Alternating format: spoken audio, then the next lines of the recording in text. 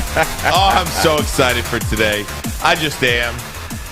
Hey, hi, how are you, everybody? It is Friday, September 17th. Ron Armani, Braylon Edwards, and I have to tell you right off the start, Braylon Edwards, working with Braylon Edwards does not suck. Oh, man. Okay. What are you talking about? You're too nice. Pop it up here, Alex. So you walk into the building today, and who waltzes in? There it is, Braylon Edwards with 3 bags worth of Hunter House burgers and fries. Are you kidding me? Hey, you know what, man? I woke up. Today's just a great day. The weather is beautiful. It's sunny, a little hot, but I'm not complaining. That means it's going to be good weather tomorrow for Michigan football. And I just said, man, you know what? Let's get the guys some Hunter House, man. Let's get the guys some burgers and fries and get the energy up on this Friday. So, yeah, I just went and got some Hunter House, and everybody had a good time. And here we are, man, doing what we love to do. It's amazing how far that stuff goes, that kind of goodwill goes with coworkers like myself. I've got a pep in my step today after a nice burger. Had some nice bacon on it. You know Tom Mazaway has you awake over there, Maz? All right. I mean, my goodness. I was lathering up on those Hunter House burgers. Ooh, the good thing about House burgers came in. The good thing about it is, guys out there listening to us or watching us, is we have a group text in which we talk about, topics, segments, watch games, funny stuff, whatever. So I send to the group text, hey, I'm thinking Hunter House. First person to respond, oh, you already knew it. Maz, and I quote, is the Pope Catholic? Yes! Yes! Maz coming in hot. Woo! Now, the worst part about that is when you did send that text. Somebody was driving. I was driving, so I wasn't paying attention, and I ordered some food, and Braylon walks in with 3 bags of Hunter House burgers. I was like, well, it is what it is at that point. You just go from there. It is what it is. I also got a haircut, so shout out. Let me see it. Shout out. It's a little smooth right there. Beard's nice and lined up. Always looking good. Whoop. Shout out to my boy Tay West. Hey, safe travels, Tay West, going out to Arizona to golf with Brian Johnson. Remember the wide receiver from Penn State? Arizona Cardinals, Detroit Lions. So shout out to Sox. Appreciate you, buddy. That's all. You are a very handsome man. I mean, you get cut and you get groomed right here in Lady James, where they do an amazing job. Mm-hmm. And so I just want to come in and look the part as well. Our girl Ryan digs on you, right? Ryan, she digs on me hard, man. I will tell you, it's a different Ryan, by the way, if you're I said our girl. I know, but, the folks at home may not know. But I will tell you, when you get lined up, when you get a little bit of a trim and you're looking kind of, just groomed, it has an effect on you. Makes you ready for the day. So I anticipate that you are ready for the day. I am. Maz, you're ready here today. I'm always ready. Now this is really weird because you and I are wearing kind of the same color shirt, and it's kind of an off-color shirt, it's like too. A salmon. I mean, it's a salmon color. It's a beautiful color. I love salmon. I rarely wear it, though, because it shows off my piggy boobs. Hey, what are you gonna But do? it's fine. Usually I'm the one matching with either Maz or you. Yeah. Today is the day I came. Notice that I will always wear Michigan on Friday, because guess who plays on Saturday? So I'm always coming in Friday. Well, you can never wear enough Michigan clothing, as far as I'm concerned. Made socks on, too, by the way. Big show for you guys today. Lots of college football. The Lions, they play on Monday, so we'll have plenty of opportunity to get in to some Lions talk. They play Monday Night Football against the Green Bay Packers. We'll talk about them today. But lots of college football today as well. Coming up at 2:36, Brandon Brown, the publisher of the Wolverine Digest for Sports Illustrated, I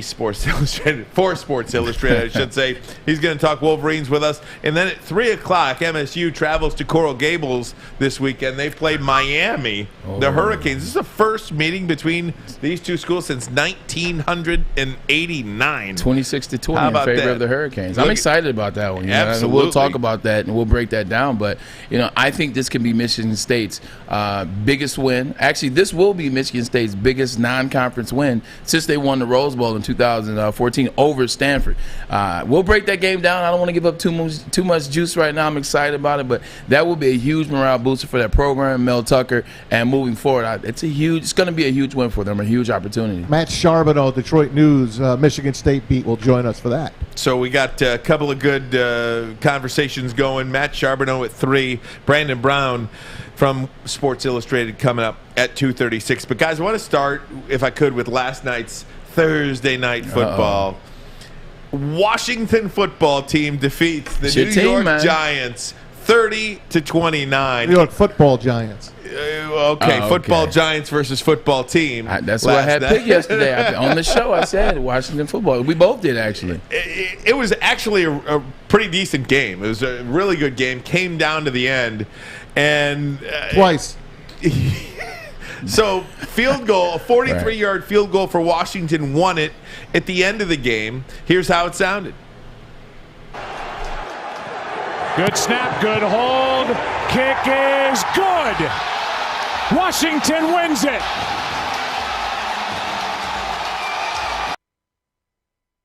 That was after a 48-yard field goal went wide right, and one of the Giants lined up offsides. And that's really where we were going to go with it, Braylon. That's kind of the first topic that I'm going to start with, because you saw the ending, how it ended. It should have never even happened. They missed a 48-yard field goal. But the Giants, the nose tackle of all people, jumps off sides, lines up off sides, flinches off sides, however you want to characterize it, and they got another crack at it. So instead of a miss from 48, they come closer at 43. Almost missed that, but he didn't. This isn't horseshoes. It does go through the uprights, and Washington wins the game. Now, afterwards, Joe Judge saying one play didn't cost us the game. There were other things that happened. It doesn't come down to just one play. I firmly disagree with that.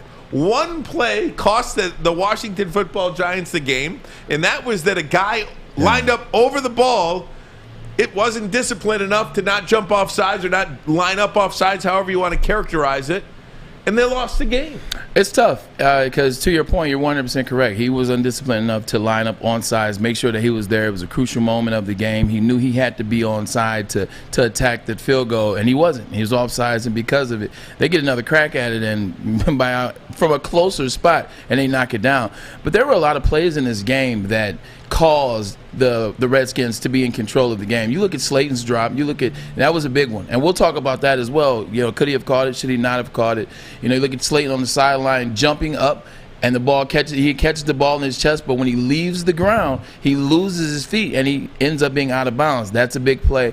There was a holding call on the wide receiver on Daniel Jones' 42-yard touchdown scamper. 49-yard touchdown scamper. That's a touchdown.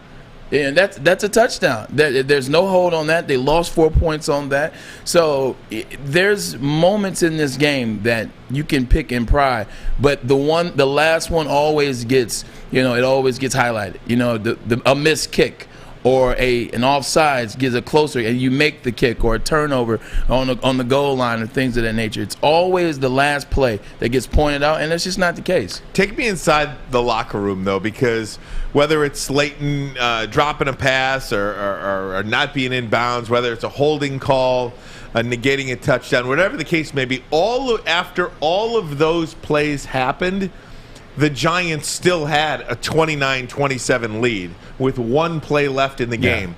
A play in which Washington misses a kick. And it's one mistake that took a win away from the Giants and gave them a loss in the loss column. Maz, you're shaking your head over there. I'm disgusted because the guy lined up on the ball. That's the last guy that should be offsides. Yeah. His nose is on the ball. Wait for the damn ball to snap.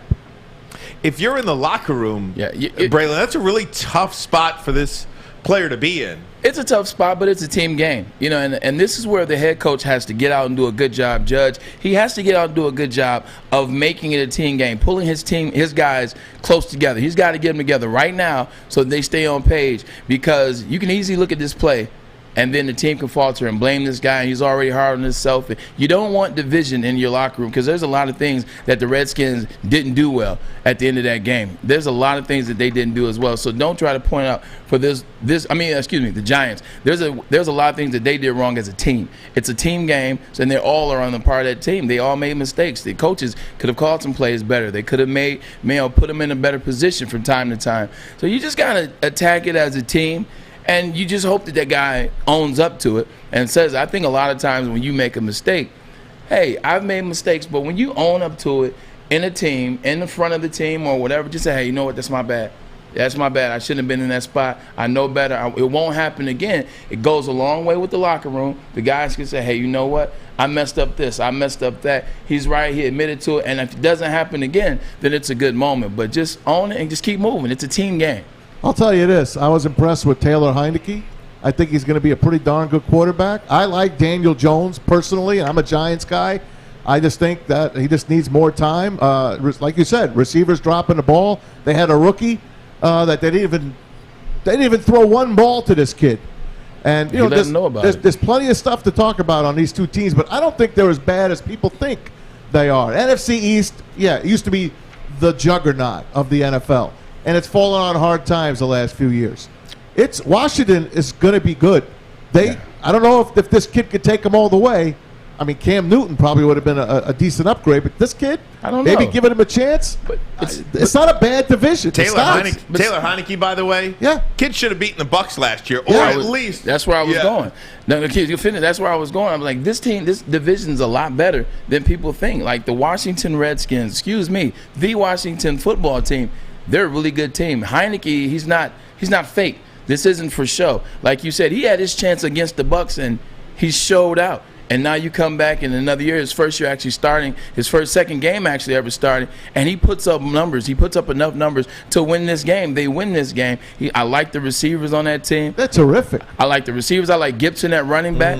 I like this team, and I like what they're doing. You look at the Giants. The Giants should have won this game. I like the things that they're doing. I like Sterling Shepard is finally showing the receiver that they were very confident with to keep and get rid of Odell Beckham. That's the guy you saw last night. Like, he looked like a leader in that wide receiver room. They slowly but surely are getting Saquon going. And you saw what Dallas did opening against the Bucs on last Thursday. This is a division. And Philly won on the road. And Philly won, and they look good with Jalen Hurts. This division is much better than people think. They're not a sixth-place division. I think you move them up to around fourth place. The New York Giants start a season 0-2 for the fifth straight year. They lose last night 30-29 to the Washington football team. Got to take a break. When we come back, former Lion in the news, getting a lot of talk because of a sideline situation that happened last night. We'll show it to you. We'll talk about it coming up next. Armani and Edwards. The Bottom Line on Woodward Sports. Fellas, football season is here. It's time to make your grooming experience easy like Sunday morning. Get to Lady Jane's Haircuts for Men. Walk in, relax, watch your favorite team play, and before you know it, your hair will be game ready. Get to Lady Jane's, open 10 to 8, 7 days a week. Walk in anytime. It's wicked. Make sure awesome. you download the Woodward Sports app in the App Store and the Google Play Store today. Take Woodward Sports with you wherever you go and listen live on your phone or mobile device. Hey everybody, it's Maz from MyBookie.ag, our studio sponsors and the place I put my bets in. Don't forget, use that promo code Woodward. If you're a first-time player, they will match your first deposit dollar for dollar up to $1,000. That's free money. You don't have to bet it if you don't want it. It could go right in your account. So put $100 in, get $100 back. Put $1,000 in, get $1,000 back. It's all at MyBookie.ag. You know the games tomorrow. College football. Michigan and Northern Illinois. MSU traveling to Miami of Florida. Underdog there in that game.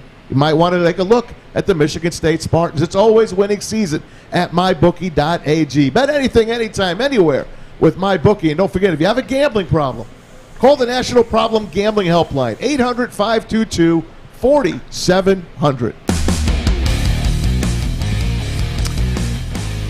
I don't be mad. I love this. You want me to read? Yeah, please. I don't be mad. Just lame to me. It should be lame to me. You're trying not to. I just feel like it sounded better. I don't be mad. Bleep.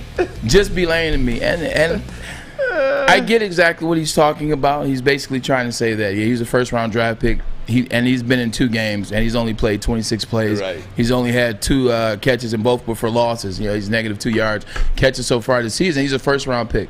Kadarius Toney, by the way, with the 20th pick in the draft. The next pick was the Colts with Kwity Paye. I just want to tell you that. That's sounds like a Giants fan. That's a Maz thing. I just want to tell you that. The Colts just ran up and gave the card. Quiddy Pay! Quiddy Pay, New York Giants rookie wide receiver Kadarius Toney. I understand it. I understand his frustration, but that's the league. That's you dealing with a team. It's outside of your hands. You got Slayton, a guy that was open. They threw him the ball, and he missed a couple opportunities. You got Kenny Galladay is a guy they paid a lot of money to. Sterling Shepard is a veteran guy that's getting a lot of money. Like they're going to have to fit you in. Not to mention, they still got a quarterback who hasn't necessarily gotten it done yet because he hasn't had a continuous, congruent team and starters. And you got Saquon. You're trying to reinsert Saquon to this offense. Sit down. It's only been 2 games. I will say this, though. I love that in a rookie. I love that in a first-rounder. You're not playing, and your team is 0-2. You want to – if they were 2-0, he wouldn't have that.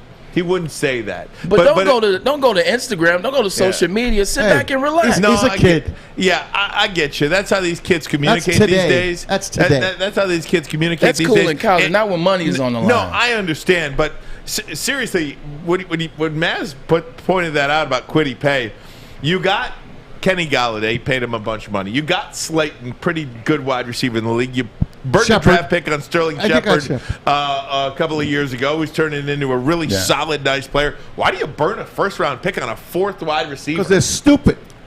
That's why. Seriously, a 4th wide receiver, first-round pick? Stupid. I think not only are they whatever you guys just said, not only are they were misinformed on the pick as opposed to stupid, but yeah, they're stupid. Even if they got Jamar Chase standing there, you don't need a wide receiver that high. Gettleman is getting run out of town here soon. Even though they're stupid, I think what happened with the New York Giants, they got to a spot where they were so used to having wide receivers. If you look back at the Giants from the 90s through the 2000s through the 2010s, they always had wide receivers. That was one thing they were never short on. Do you give me that, Maz? That's a fact. Thank you. Never short on wide receivers. Burris, right? Look at that one. Amani Toomer, and the list goes on. And then all of a sudden it gets to this point where OBJ, where there's OBJ, and then slowly but surely there's nobody else to throw the ball to. And then Sterling Shepard didn't show enough for me that I would have gotten rid of Odell Beckham.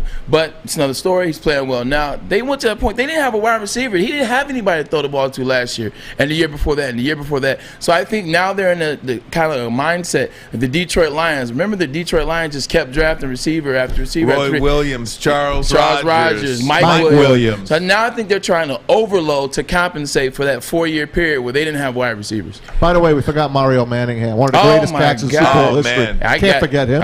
Michigan man, solid. How could we forget pro Rio? Career as well. Victor Cruz. Speaking of wide receivers, Victor Cruz was a really good wide receiver. Hakeem. What was Hakeem Nicks? Hakeem Nicks. Evan Ingram. Evan Ingram. Tight end. Doesn't count. He's a buster. Guys, talking about New York Giants wide receivers, this happened during the game last night. Kenny Galladay, former Lion, big contract with the Giants, very frustrated. Complained about it. Another poor game last night. So here is the situation on the sidelines. Galladay, everybody's taking this as Galladay shouting at Daniel Jones. I do not see that, actually. He did. I see him yelling at this equipment guy. No, he did. It's not the equipment guy. He's looking through the equipment guy. Because you see Daniel Jones lean in. Watch at the end. Daniel Jones leans in to get up and say something. And kind of watch. He's looking. Look, you see he's commenting. Now watch him lean up. He's headed towards him. He didn't do anything about it. Mike Glennon, I thought, was... either way, Daniel Jones... Mike Glennon's a guy that's just getting paid. He's just happy to be here. They hugged in the locker room. So and Daniel Jones came out and said, we're working through our issues. It's not going to be a problem. So he did mention it. Braylon, we just talked about this with you and your quarterback in Cleveland, Charlie Fry. When this kind of stuff happens on the sidelines, you think it's one thing, you see it as one thing. It turns out it's a completely different context of which we believe it is. What do you see when you see this? Even going back to what happened to me and Charlie Fry, now I'm 38. Jesus Christ, it seems so long ago. I was 24 in that clip, but actually I was 23 in that clip with Charlie. But looking back at it, it's even though I was not talking to Charlie, even though the line had said something that just wasn't, there was no space for that in that game or that day and on that field. Video games. Yeah, exactly.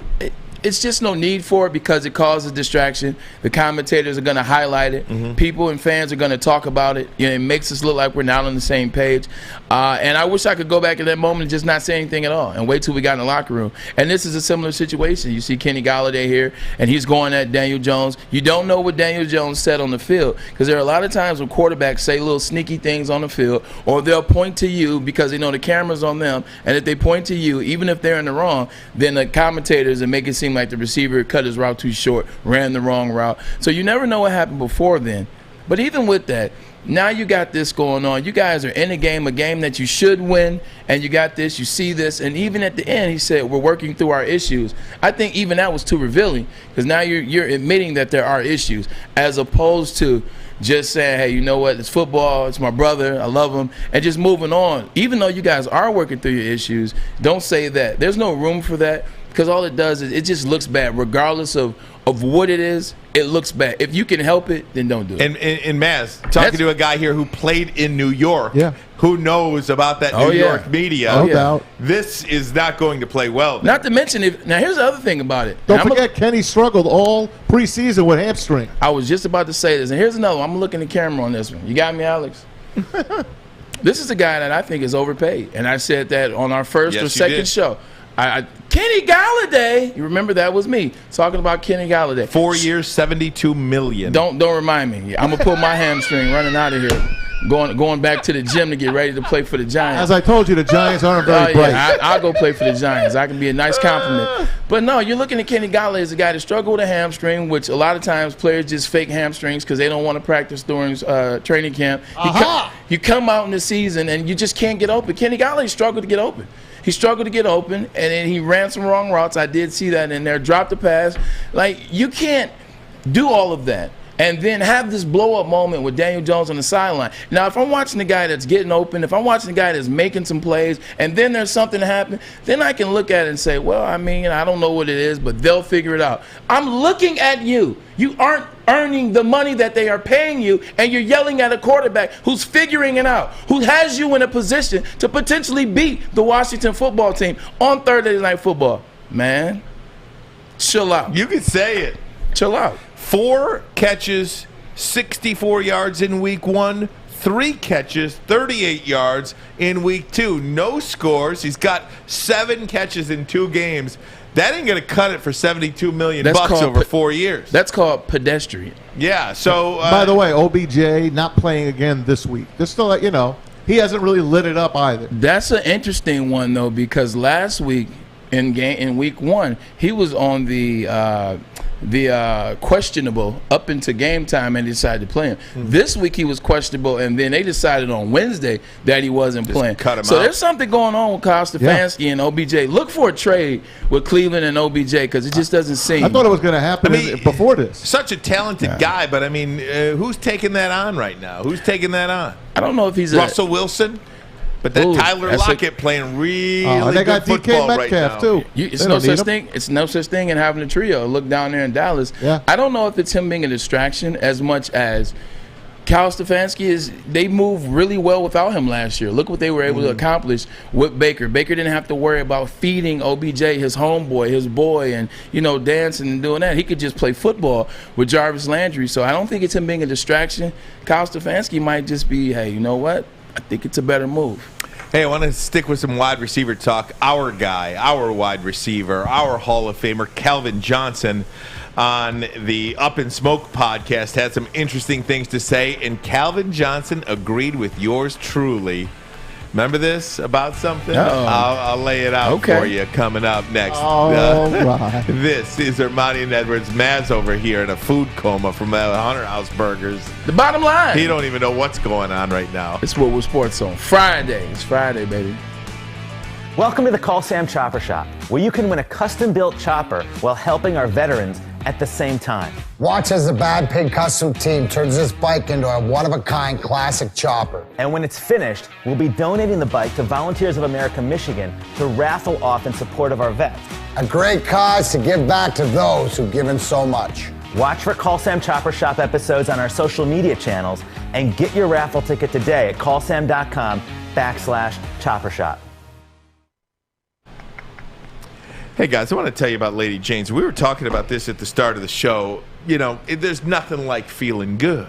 You want to feel good. You want to feel clean. Oh, well, yeah. here it is. Guys, we like things uncomplicated. We're very uncomplicated people. I mean, extremely uncomplicated. All we want to do is watch football, eat cheeseburgers, maybe have a little, and continue on with our day, right? That's all we want as men. Yeah. But you want to look good. So if you want to do that, walk on in to Lady Jane's Haircuts for Men. All you got to walk in, sign in, sit down, and before you know it, you are handsome and clean. Ooh. Look at that guy. I'm telling you, my Look at wife that is going guy. to really love me tonight. Ooh, wait Get a to minute. Lady Jane's open 10 to 8, 7 days a week. Walk in anytime. It is wicked awesome. You turn this to a different show, man. I love it. I'm telling you. Here we go, ladies and gentlemen. 2:26 on a Friday. I told you guys, first week we were on the air, Terry I said, Foster was sitting in that very chair. and yelling at me about how close the Lions were to a championship. Well, you know who agrees with me? The Hall of Famer Calvin Johnson. On the Up in Smoke podcast, Calvin Johnson said, and I quote. And you quote. And I quote. The main reason I decided to stay in Detroit is because I thought we had a chance to win a championship, to win that ring. Ooh, Now, hold on. Before we jump into that, I do want to point out something. Now, when Calvin said that on the show, you do know what the name of that show is called. Up in Smoke. You do know what Matt Barnes and Stack, you know what they do on that show. Steven Jackson. They tend to blaze up, right? Steven Jackson slugging people. Stack 5. They blaze up on that show. Calvin, who's, owns a great company here, cannabis company, they might have been blazing before he said that, because that seems like that's a high comment to me. I'm just saying. That's like high times. So one of the things I was talking about, though, was how every year with Matthew Stafford at quarterback, you always felt that you were just a player or two away in the offseason. You could never really do an entire, complete rebuild like this season because the quarterback played at such a high level. And Terry yelled at me, thought I was on crack. Yeah, he did. Thought I was whack. He did. And He thought did. I was, just not all there. I didn't think you were as far as on a substance or anything, but I did think you were wrong in terms of them being able to be one player away from Super Bowl. Now, if Calvin said, I stayed because I knew we had a chance to win the NFC North every year, I would buy into that. Because I think the Lions, around that time, they had a chance to win the NFC North every year. They were a couple games out of it. And then 3 or 4 times. Yeah, exactly. Then in Calvin's 9 seasons. But that's what I'm saying. Like, they had a chance, so I would have bought into that. But to win the Super Bowl, I don't know about that, Calvin. I just don't know. Look, I love Calvin Johnson for this, and I think if you're a player, you believe in yourself. You believe in the guys you're going to war with, so to speak, and he believed in his guys. I don't think, Maz, there's anything wrong with that from Calvin Johnson to expect to win here in Detroit, to expect to win with the guys in that locker room. We had a terrific defense, and Dominican Sue was here. The Dallas game was taken away. Yeah, they could have closed out better, but it was. And we keep going back and forth to it. The offense wasn't perfect, but the offense got better as the year went on. Jim Caldwell, they were ready, man.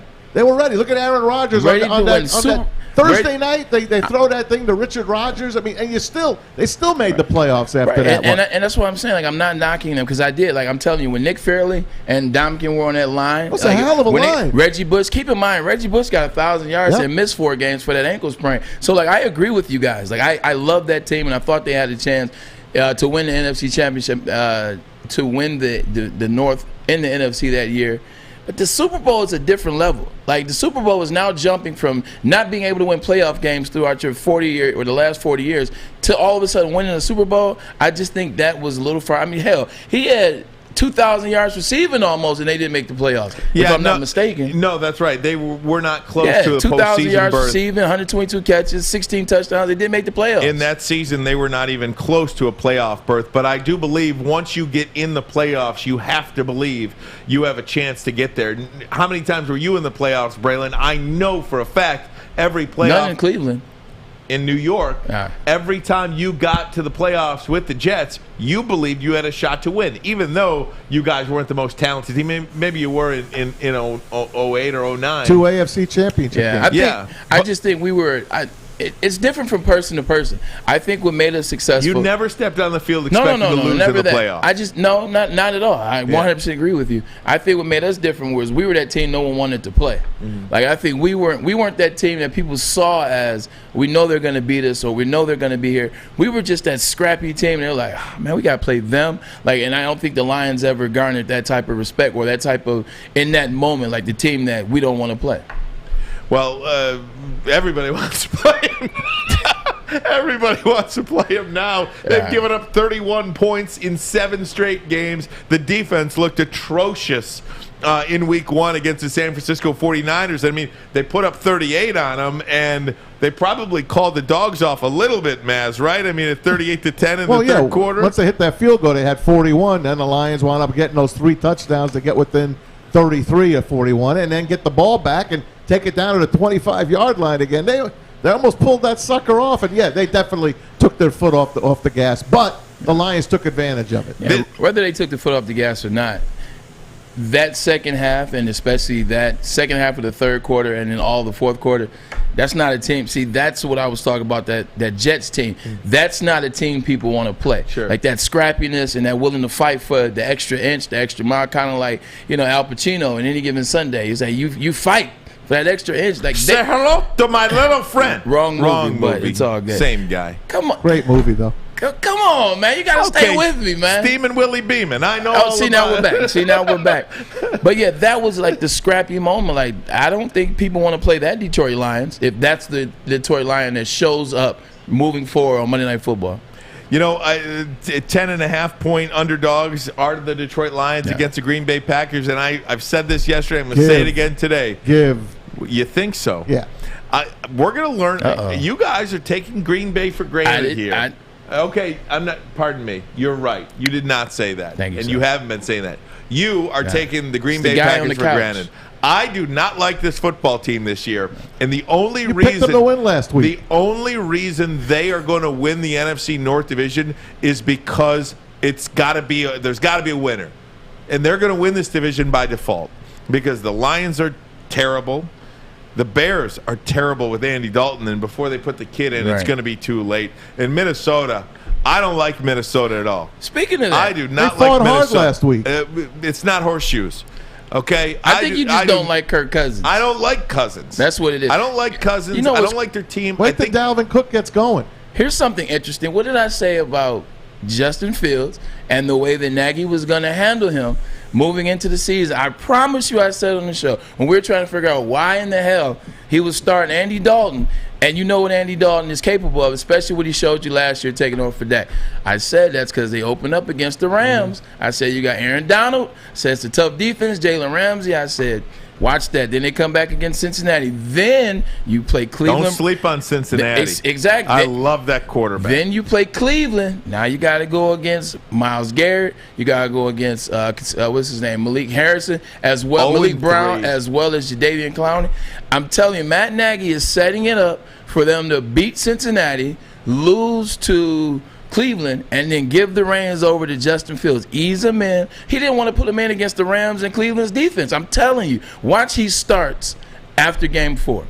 I mean, Andy Dalton's going to get booed off the field in Chicago this week because Cincinnati is going to beat them. Cincinnati, I love Cincinnati. I love Joe Burrow. Yeah. They have an attitude about them. They have just a nastiness to them. You watch Cincinnati play this week, they're going to go into Chicago and handle the Bears. Who are you cheering for in this game? Are you cheering for Andy Dalton in his get-back game against Cincy, or are you cheering for Cincy in their get-back game against Andy Dalton? It's an easy one. I'm rooting for Cincinnati, one, because I love Joe Burrow. I think that guy, when it's all said and done, is going to be among the league's best players. He's got Chase. He's got his boy on his team now. And I will root against coaches who make horrific decisions. How about just rooting against the Bears? Well, forget about that for a second. But forget about that for a second. Matt Nagy made a horrific decision. When you don't start your best players, you allow your team to be fractured. Mm-hmm. And right now, the best quarterback on the Bears team is on the sidelines. And when you do that, I can't. You lose me. And that goes back to the whole debate we had yesterday regarding Penei Sewell and Taylor Decker when Decker comes back. If you don't play your best players at their best positions, you're just making mistakes. You're just making unforced errors. The Lions have made enough errors on their own. They don't need any more help. Yeah. Don't make them unforced. You got the guy, could be a Hall of Famer. At least looks like a Pro Bowl guard there. A Pro Bowl tackle. So my rookie year, Romeo Cornell was drafted 3rd pick overall. Romeo Cornell chose. I dropped a little sauce for you right there. A little sauce. No, Romeo Cornell chose not to start me the opening game against Cincinnati. He just played me a couple plays. I could have been playing like Kadarius. Didn't play me in game 2, or didn't start me game 2 against against Green Bay. Week 3, I didn't start against the Colts. Finally, the fans, they were in an uproar, and you saw what you saw, and we kept losing, and we were one game. Finally, they start me against the Dolphins, which is the team I thought was going to draft me, and I had 5 catches, 95 yards. We got to win, and et cetera, et cetera, et cetera, and the rest is history. But the one thing I did pay attention to when I was on the sideline and I was, not playing or not starting and mad I wasn't starting is I started to watch the game. I started to watch Antonio Bryant, who was our receiver. I started to watch Dennis Northcutt. I started to watch Chad Johnson, Reggie Wayne, the receivers we were going against. I started watching how the NFL kind of worked and how it looked. When I got that start, which was the 5th or 6th game of the season against the Dolphins, I was ready. I was ready for the start. I'm not saying I wouldn't have been ready beforehand, but I really was ready in that moment. And that's the one thing I can say I was happy with, that I delayed the process. Problem with that, though, Braylon, that's why the Browns are the Browns, or at least were the Browns, because they didn't do what they needed to do to get their number 3 overall draft pick in the first round on the field in week 1. Got to take a break, come right back. Hard Knocks. Forget about preseason. In-season Hard Knocks. Oh, wow. You think it's going to work? Oh, yeah. We'll let you know what's happening. We'll do that next. And we're going to get to Brandon Brown, Sports Illustrated Wolverines writer. We've got him on the line. We'll get to him next as well. Lots of football talk on a Friday. Armani and Edwards. On the bottom line with my boy Maz in the back. You know why realtors love using Hall Financial as a lender? Because of our commitment to speed and service. We have nearly 4,000 5-star reviews already. Call today, 248-308-5000, or go to callhallfirst.com. Make sure you download the Woodward Sports app in the App Store and the Google Play Store today. Take Woodward Sports with you wherever you go and listen live on your phone or mobile device. Hey everybody, it's Maz for our good friends at Legacy Partners Insurance. You know the deal. You turn on the TV and all you get is bombarded by insurance agents promising you this and that. Why not go to a local agency that knows the local insurance market? That's Legacy Partners Insurance. They're an independent agent, so they do the work for you. They make the carriers compete for your business. And they've been doing it for over 100 years, so you can trust their reputation. Call 586-209-4106. Better yet, go online, legacypartnersins.com/Woodward Sports. Get on board, fill out the information. Let someone from Team Maz get you hooked up and get you some money back in your pocket. It might save hundreds, maybe thousands a year. I've seen it. So do it. Legacy Partners Insurance. Tell them Woodward Sports sent you. All right, we'll get to some Hard Knocks coming up in just a little bit, but something that Braylon and I are very excited about. Wolverines back on the field tomorrow. Northern Illinois, the return of the great Rocky Lombardi for the Huskies. Sorry, I just had to do that. I don't know why, but to help us talk about it, we bring in the publisher for Wolverine Digest for Sports Illustrated, Brandon Brown, on the line joining us. How you doing, Brandon? I'm doing good. How you guys doing? Doing fantastic, my friend. We are excited for Michigan football week 3. First of all, Brandon, how would you characterize the first 2 games for the Wolverines 2-0? There's not a lot to complain about. I mean, I think we're still trying to answer some questions about the offense as a whole. What exactly kind of quarterback is Cade McNamara, who could step up in Ronnie Bell's absence? But it's 2-0. It's 2 really impressive wins. A lot of encouraging things from Mike McDonald's defense as a first-year defensive coordinator. It's 2-0. You take them how you can get them, and I think for Michigan to really come out and obliterate the spread, in both games, win by 33 and then by 21. I don't know how you can complain about much of what they've done so far. Brandon, first of all, what we have to do is whoever comes on this show, we have to make sure they have the same exact headphones that you are using, because your sound is crystal clear. Like this is legitimate perfection right now. So I'm enjoying it right now. I love it. I love it.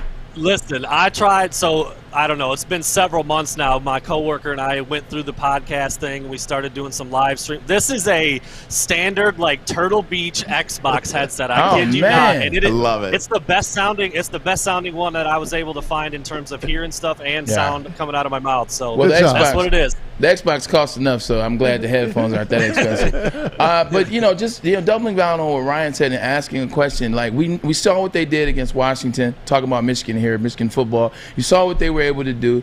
First game of the season against Western, so they've proven a lot of people wrong.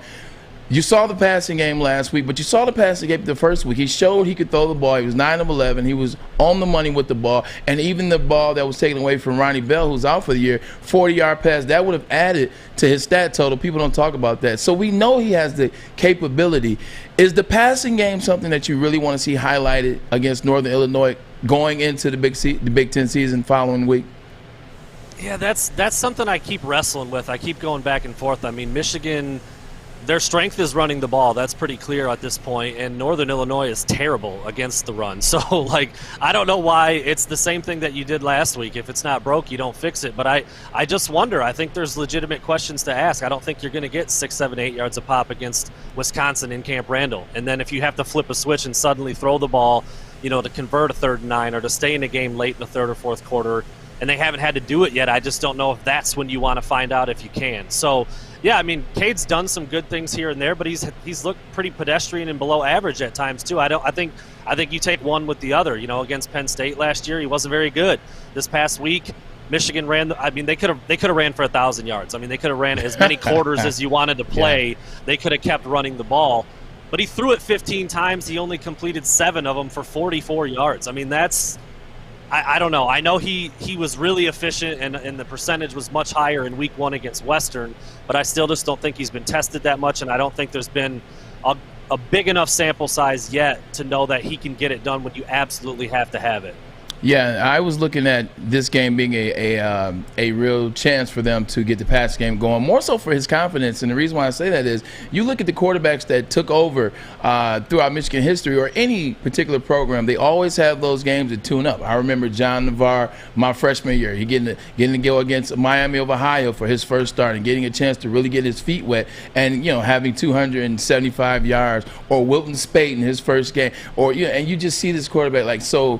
I really want to see the passing game work with Cade McNamara, because I don't think it's about him not being able to do it. I think it's about just getting his mental going. He needs his own rhythm. It's not a Michigan offense more so than it is a quarterback himself in his own rhythm.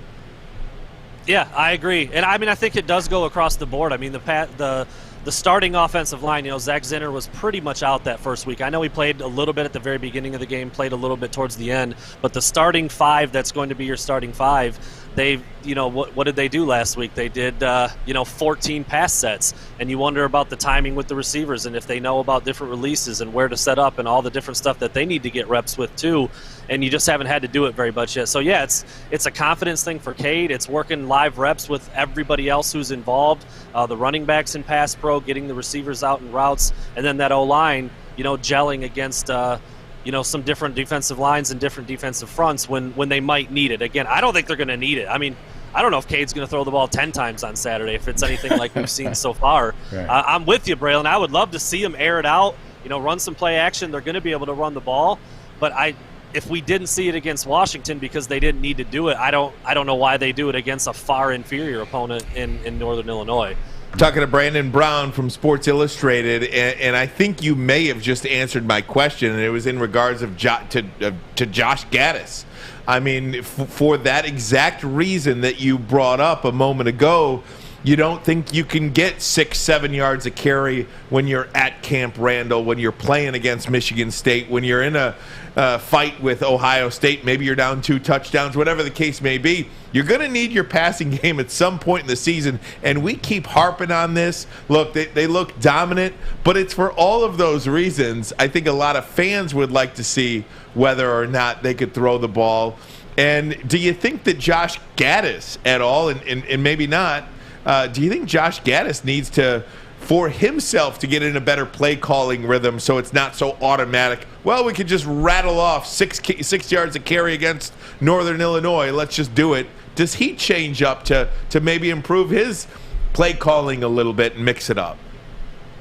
I think so. I mean, his first 2 years haven't been amazing. I don't think there's any way you can slice it. His offenses have not been great since he got to Michigan, and there's also, the added wrinkle of Sharon Moore being co-offensive coordinator. Like, they're still working out a rhythm. They're 2 games in, haven't been doing it for very long, and again, super run heavy for the first 2 weeks. So I think there's just a lot.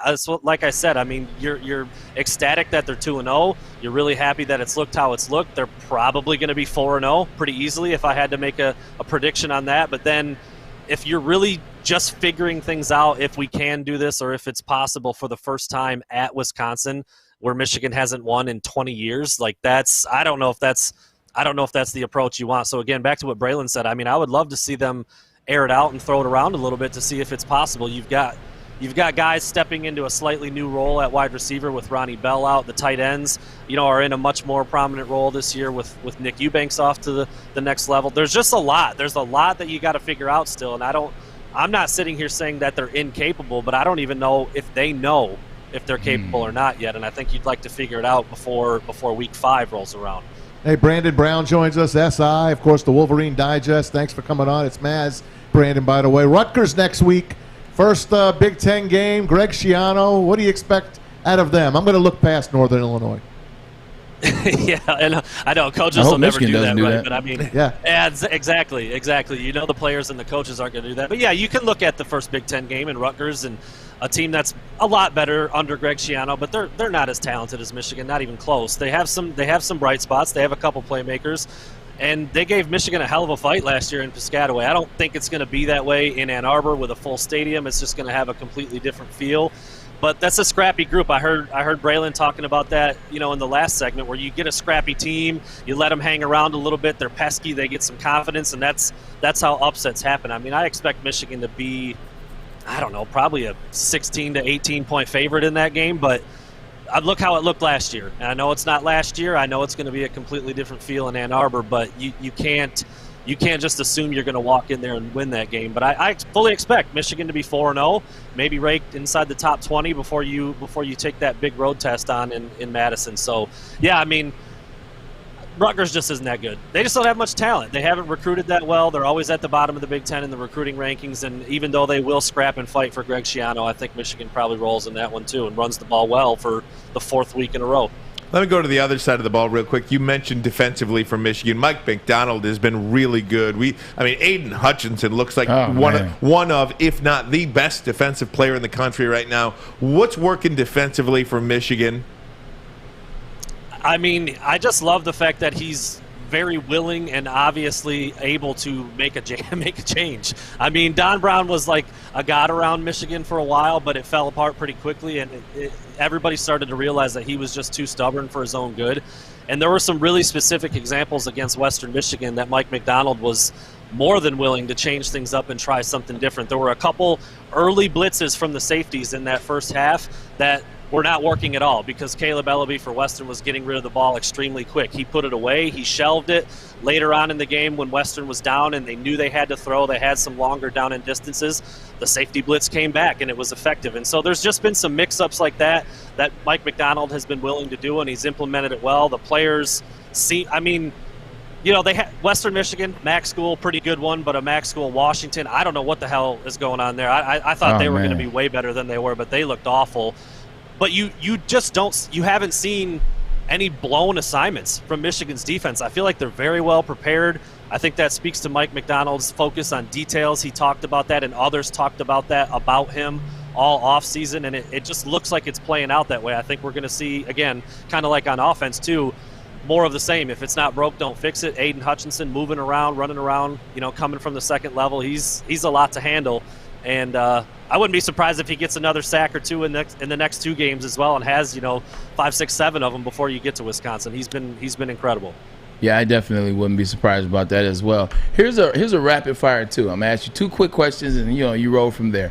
One, I want you to tell me, what do you think is the most surprising position so far this season with Michigan, like the surprise? And then tell me 2, moving forward into the Big Ten season, who's a player that you're looking at right now? When I mean looking at, like they're doing something right now, they might be off the radar, or they may be right there, and people need to pay attention to. So for the first part, it's the O-line. I've just been – I mean, I love Sherrone Moore as a coach, but he's doing it – he's coaching the O-line for the first time. He played O-line, but that's not the same as coaching it at Michigan in the Big Ten and for the first time ever and taking over for a guy like Ed Warner, who's done it for longer than Sherrone's been alive. I mean, like, I thought there would be some real bumps in the road, and they had a couple opponents that – again, in hindsight, turned out to be maybe not as challenging. I thought Washington was going to give Michigan all they could handle, and it just didn't work out that way, and they ran him into the ground. So I think Sherrone Moore has done an outstanding job with some talented, versatile guys who can do some things that, maybe some O-lines in the last couple of years couldn't do. I know Zach Zinner and Trevor Keegan specifically have been really, really good at the guard spots, and they're athletic, and they can get out and pull. And then for guys that I think, might be right there, or I think it goes back to the same argument or the same discussion we've been having. I just want to see a receiver, and I think Cornelius Johnson is the number one, the number one culprit for who can step up and replace Ronnie Bell. He got a lot of praise. He was a kind of a big play guy last year at times, could stretch the defense. He's got some size. It's going to have to be somebody in that receiver group to step up, because through 2 games, the wide receivers have like 3 catches or something, They just haven't done anything yet. They haven't done anything yet. I think if you listed the 6 top skill players for Michigan last week, they had like 4 or 5 catches. So you hope to see a little bit more, like we talked about already. I think Cornelius Johnson is a guy who, in his 3rd year, who can really step up and kind of fill that void left by Ronnie Bell. Hey, Brandon, this has been fantastic. Thanks so much for hopping on with us on Great such job. short notice. Gotta do more love to get you on every now and again talking Michigan football.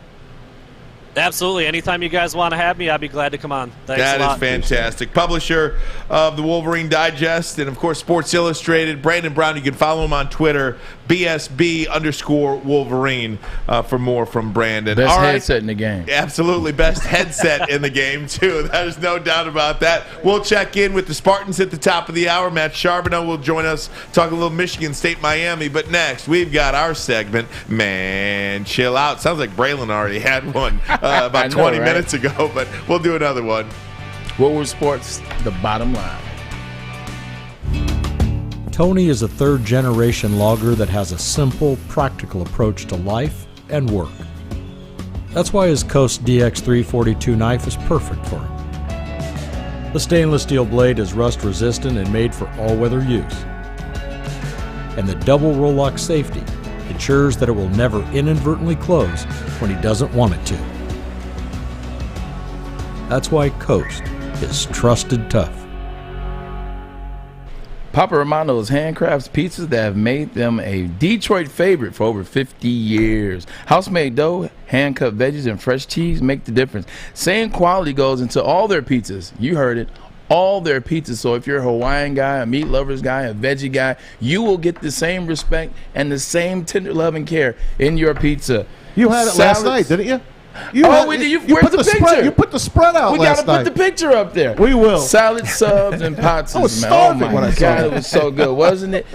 You know what? I took my That own was a advice, meal. and I ordered for Thursday Night Football from Papa Romano's. I'm coming over next week. We had the breadsticks, the Bambino bread, which is very good. Oh, my God, it was perfect. It was great. But anyway, PapaRomanos.com, Uber Eats, or any other places you can get Papa Romano's. Go get some, man.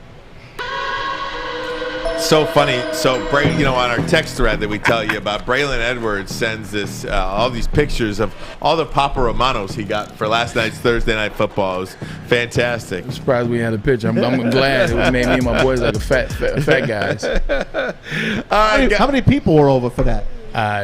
2. I love that. That's so great. That was the family meal. That is so great. It was me and Dave. That is so I great. think I fell asleep before he left. I don't think I even made the second half. No, he's just in a food coma. Hey, guys, we got Matt Charbonneau coming up top of the hour. But first, it is Man Chill Out. You think it's funny? Chill, Daddy. Pack your bags, get the hell off. Now, do you understand what you did? Daddy, chill. What the hell is even that? We gotta get. We gotta get the cough button. No, so we gotta get these. You know, one of the things with doing this show, just a little inside Give us podcast some or inside. however you do it, is like there's no break. Nah. You know, I mean, you get 30 seconds to figure out what's going on. I have to. And if you have to use a bathroom, you gotta run. And then try to beat Maz's read. Literally, there's a couple of 30-second breaks within the show, and that's it. So if you want to try to like communicate with each other throughout the show, it's like it's just happening on the air. So is there something you want to do, Braylon, instead of us looking at the cough button and being like, "Where's this thing?"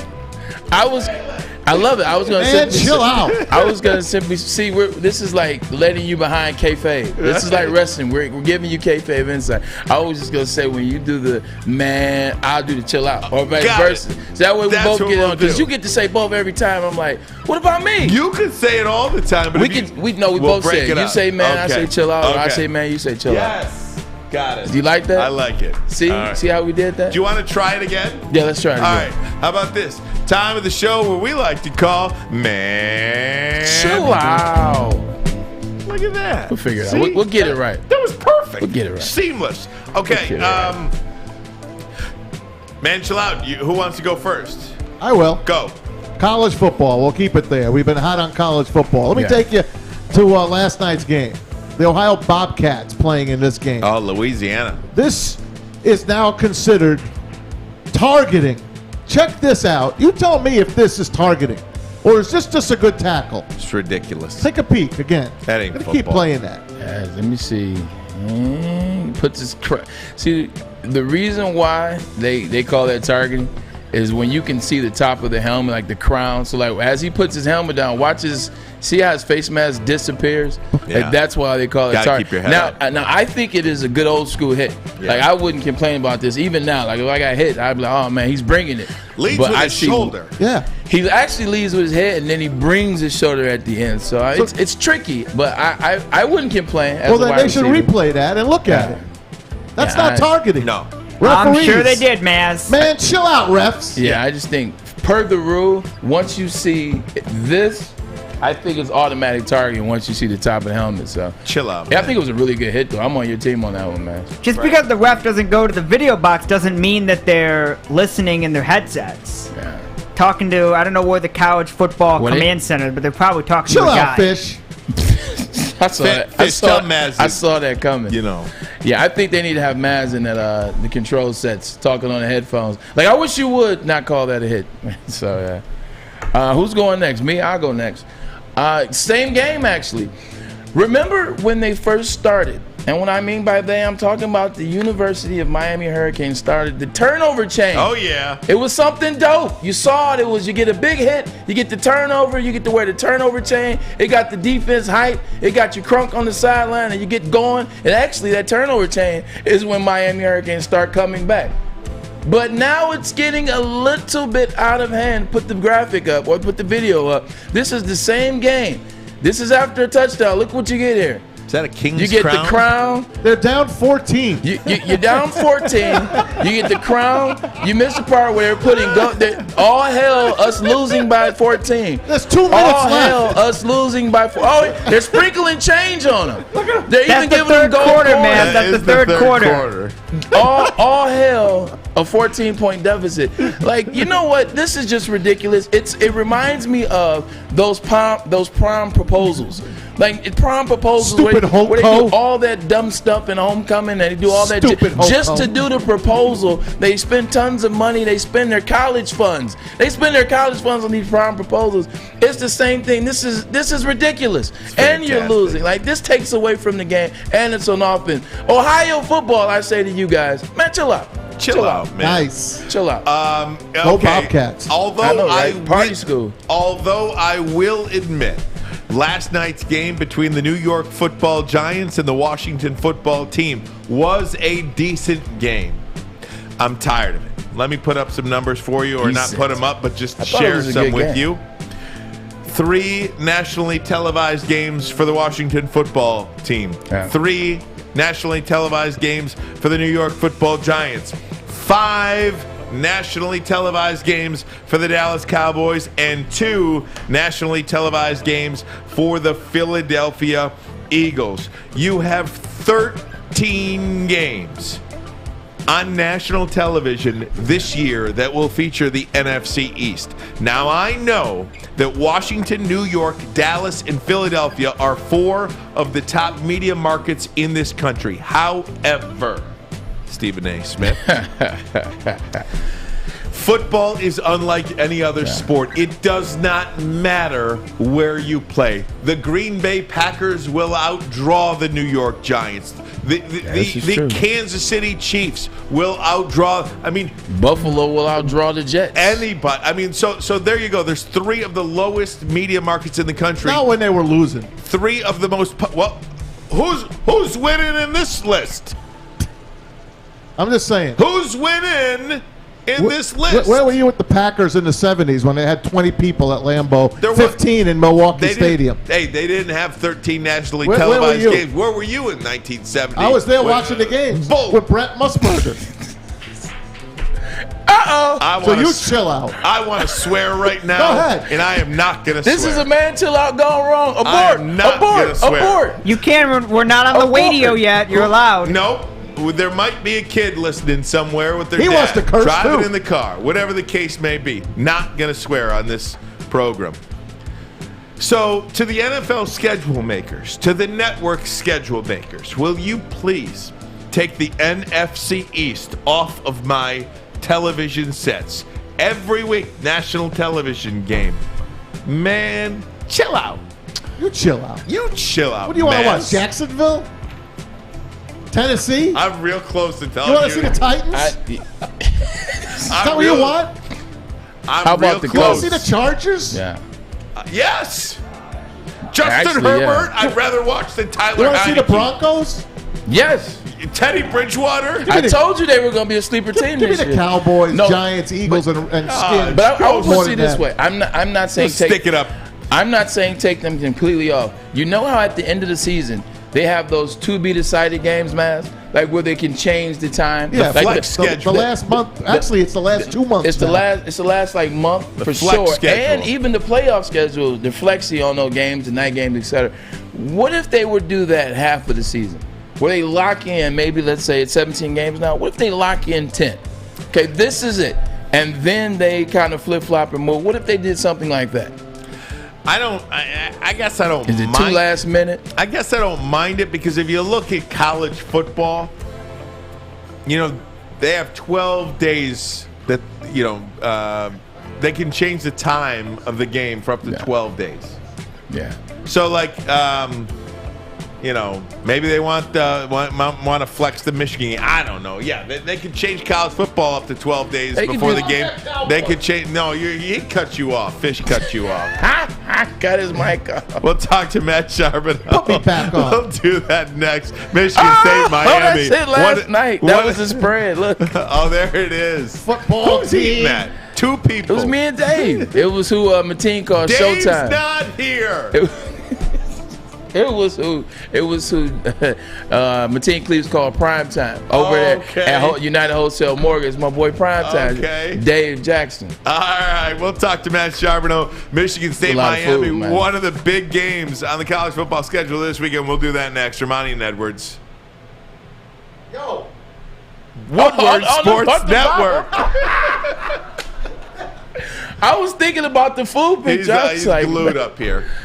Opa, introducing Papa Romano's new Greek pizza, a tasty blend of bold Greek flavors and Mediterranean toppings, including feta cheese and Greek dressing. Get a large Greek pizza for a limited time for $16.99. Order now at paparomanos.com. Make sure you download the Woodward Sports app in the App Store and the Google Play Store today. Take Woodward Sports with you wherever you go and listen live on your phone or mobile device.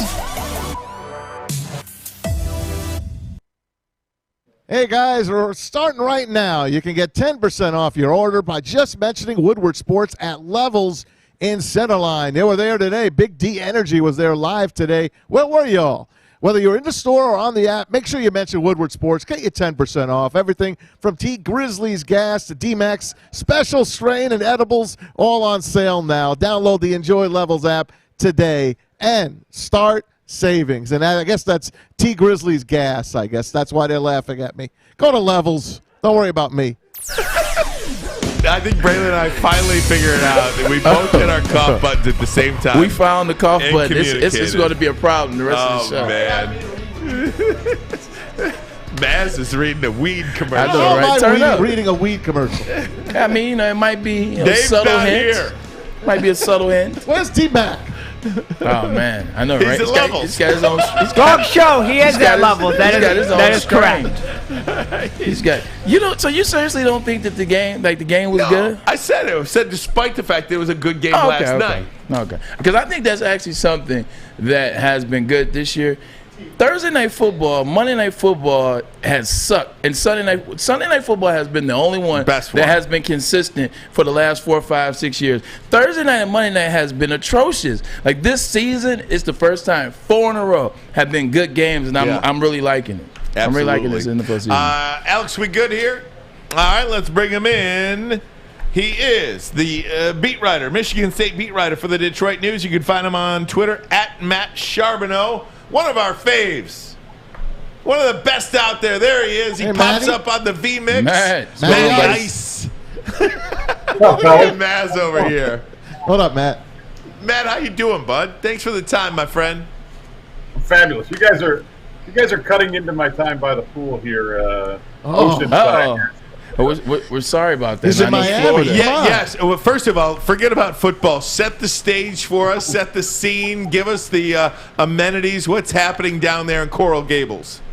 Well, forget Coral Gables. We're up here in Fort Lauderdale, right on the beach. I could maybe move my screen. You can see that's the ocean. Well, that's the ocean out there. Trust me. We are Oceanside, a nice resort. There's a nice pool. They may or may not be bringing me drinks poolside. You got to take advantage of the travel now because in the winter we'll be in Champaign and Lafayette and everywhere else. So we'll do our best to take advantage of this.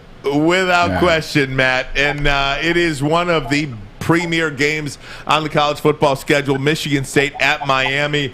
And Matt, hell of a start for the Spartans this season. And I don't care to talk about spreads or anything like that, but when I saw Michigan State was an underdog for this game, I mean, this is a pick 'em at best. I mean, Michigan State is a really good opportunity to win this football game.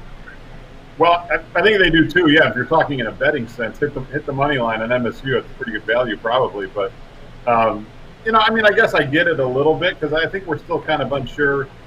Really, of both teams, if you want to be honest. I mean, look, Michigan State has looked really good. Northwestern, however, is not the Northwestern team that won the division a year ago. They had a lot of losses. Youngstown State is an FCS team.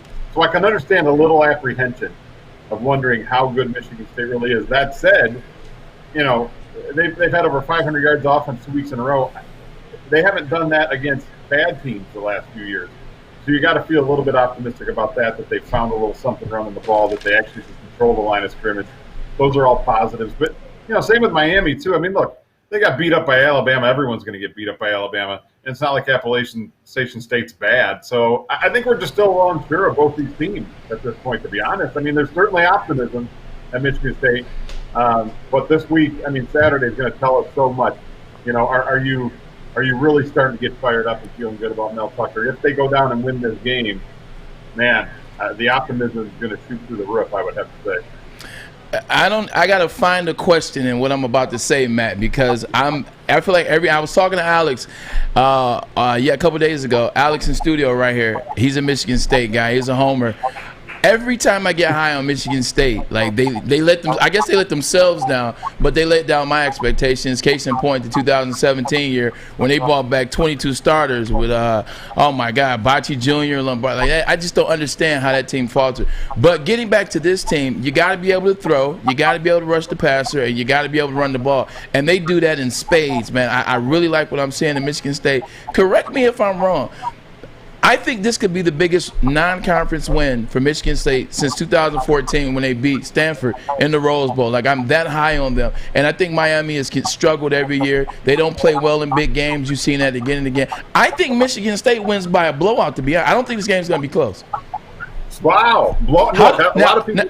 How can Michigan State make me right? Well, I mean, take care of the ball is the first thing, but that's a rule for every team. Really, you want to win games, you got to take care of the ball. But when you consider how poorly they took care of the ball a year ago, I mean, just think of the first game. They turned it over 7 times against Rutgers. That's been a big difference so far through the first 2 weeks. They've had a couple fumbles they've lost, but those are both late in games that were decided. So how do they do it? I mean, they run the ball the way they have the first 2 weeks. And here's why I think this isn't necessarily so much of a fluke start or about their big plays early in the game. After Kenneth Walker ran that 75-yard touchdown to open the Northwestern game, after that, he ran 189 yards, 3 touchdowns on about 21 carries. To me, that's showing that offensive line is controlling the line of scrimmage. I understand Miami's defensive front is going to be a lot better than what they've seen the first 2 weeks. But that makes me think that what they've done offensively isn't exactly a fluke. Sorry, had a little interruption there for a second. It happens. Uh-oh. It's 2020. Is that those poolside drinks? Did they bring them roomside? Matt, it's 2021. It's 2021. It's all good. We always expect some sort of interruption on a Zoom call or whatever, right? Exactly. I don't know, they bring me new towels or something. But anyway, there you go.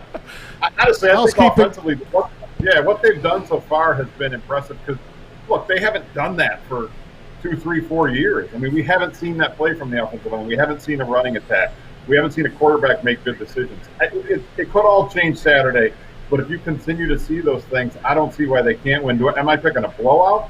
I'm probably not going that far. But so far, the offense to me seems legit based on what we've seen the first 2 weeks. Speaking of legit, and we're talking to Matt Charbonneau. He is the Michigan State beat writer for the Detroit News. Mel Tucker looks really legit. I think, one of those things, and talk to me about this, Matt, he comes into what seemingly is an impossible situation at the end or beginning of the year, however you want to characterize it last year. D'Antonio steps down late. It's COVID. He gets this team. They beat Michigan. You basically have one full offseason to go bring some transfers over to Michigan State. And whether they win or lose tomorrow, I guarantee you they're going to play hard. They're going to play close. They're going to fight. And it just seems like this thing is going to go in the right direction very quickly. Talk to me about Mel Tucker and how Michigan State fans view him. Yeah, I think you're right. It certainly feels that way right now with Mel Tucker because when you're around these guys, there's a buy-in with these guys and Mel Tucker. There's a connection that I don't know if you always see. Obviously winning the first 2 games gets you feeling like this thing's going in the right direction quickly. But you referenced the transfers and the overhaul on that roster. I mean, they've upgraded the talent significantly, and you could see that out on the field. And when you talk about last year, I mean, look, when they finally got on the field last year, they really didn't know each other at all. I mean, Mel said this, I think it was this week or last week, the biggest difference between last year to this year is they know their guys now. They know their guys, and these guys know the coaches. Last year was, they practiced face-to-face for a few weeks before they played a game. There was nothing there. So the fact that they won 2 games is actually kind of remarkable.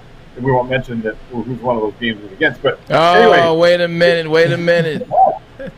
Wait, what? I don't know. I mean, there is a guy named Rocco. Okay. Keep it quiet. Calm down a little bit. I got to have a little fun with you guys. But, you're allowed. I think you're right overall with Mel Tucker. It feels like the momentum's all going in the right way because these guys are buying in. You're starting to see some momentum on the recruiting trail. Obviously, we can't predict exactly what's going to happen in the future here, but it certainly feels like they've turned that around quickly. And you feel like, yeah, if you can win a game like this at Miami, while you're not, it's not like going to beat Alabama, but this is a big non-conference road game that I think even 3-4 weeks ago you would have said Michigan State's not going to win this game. And now we've seen what they've done the first couple of weeks. You start to feel like, man, maybe they've got what it takes to win this game. And if they do that, I mean, you start to feel like this thing is kind of moving a lot quicker than you thought. Look, we're going to be patient with him, but this might start to turn around a lot quicker than any of us expected. Hey, Matt, it's Maz. I got one for you. First time in 32 years these teams are playing. It's really fun to see this kind of matchup. If that alliance really does come to fruition, I'm going to like this because I like these kind of games. This sure beats the heck out of, just playing against MAC teams or Appalachian states and stuff like that. What do you guys like about it? You got to like something about this. Well, I mean, these games are always a lot better to be around than a Youngstown State game or, something like that. I mean, I think of some of the games Michigan State's had in the past, going to Oregon, games like that, having, certainly you always get Notre Dame a lot. They're going to continue with games like these. I'm all for it. Look, I understand you want to build in your schedule some games that aren't necessarily always going to be this tough, and maybe if this alliance goes through, you start bringing the conference games back down to 8. But I don't know anyone who doesn't like big matchups like this. I mean, is there anyone out there really who wouldn't rather see Michigan State Miami than Michigan State playing Furman or something like that this week? I think you got to relish it, and it tells you a lot about your team as well. So I love these games. I'm looking forward to it. How about 100 degrees on the field tomorrow? Are you going to love that? I don't know. Hopefully the press box is closed and air conditioned. I think back to a few years ago, they opened at Arizona State, and it was 104 degrees when we walked into that stadium. Now, look, it was a dry heat, as they like to say, and it's going to be very humid down here. But they've been hydrating and planning for this for weeks. Hopefully for their sake, it all works out because it's not going to be pleasant there on Saturday. Alex, go ahead. Alex Mayer has a question for you. Get him in there. You see the shirt? Look at that. Look at this guy. Yeah. He's our new Spartans reporter. Look at this guy. Hey, Matt, being that I'm the only Michigan State fan in a show of only Michigan fans, I have to ask you a question.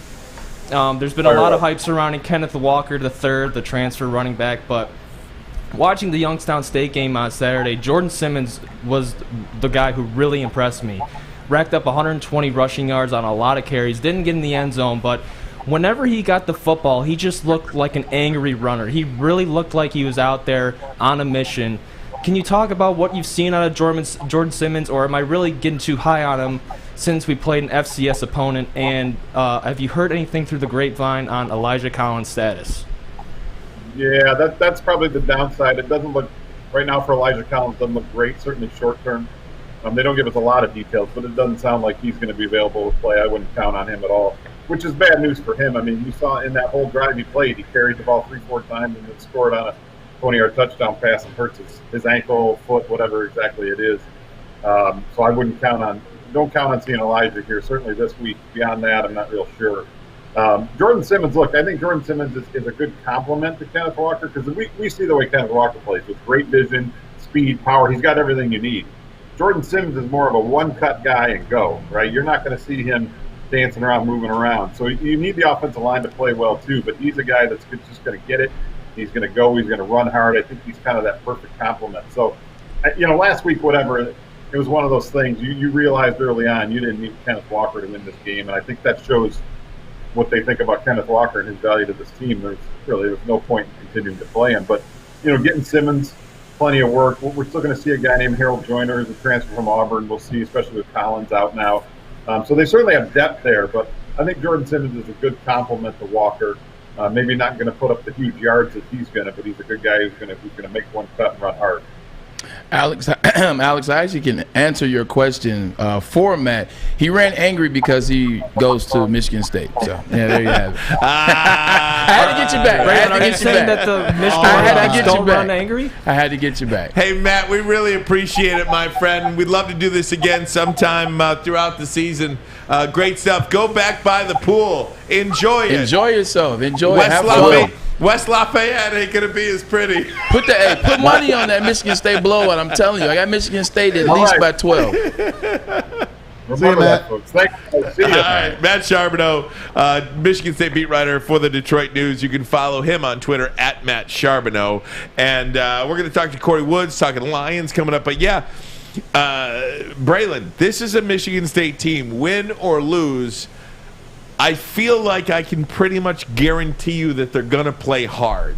They're going to be in this game. I don't know if they're going to be able to pull it out. I don't know if they're going to win or blow them out or anything like that. I think they are, but I'm not sure. I just know they're going to play hard. Mel Tucker has a certain persona about him and a certain persona about this program that is really, really strong. I don't think playing hard is good enough in this game. I think if Michigan State, for their fan base, for their team, for their coaching staff, if they want to turn the tide fast, if they want to turn the corner and really use the momentum that they've garnered off the first two games with the run game, with Kenneth Walker, with Simmons, as Alex pointed out, with the receiving game, with Peyton Thorne actually throwing the ball in the second game against Youngstown State, they got to win this game. This is a very winnable game, even though it's on the road. Miami has so many chinks in their armor. I can just start the list and go down the line of it. They got to win this game because this boosts you. This takes you to the future. This is a big win and a big opportunity. They can't blow it. They got to win this. They're 0-4 lifetime, though, against Miami. And Just wanted to let you know. The fifth time's the charm. 32 years, though.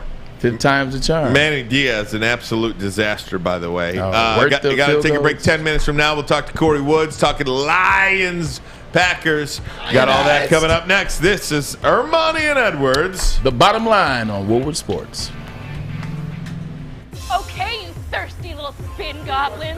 I want you to pedal Thank you, into the Braylon. next dimension. Spin it! Spin! Spin! Uh-oh! Carmen's falling behind. Let's give her the hit machine. Spin! Spin! Spin like please! Don't ride the bike of shame.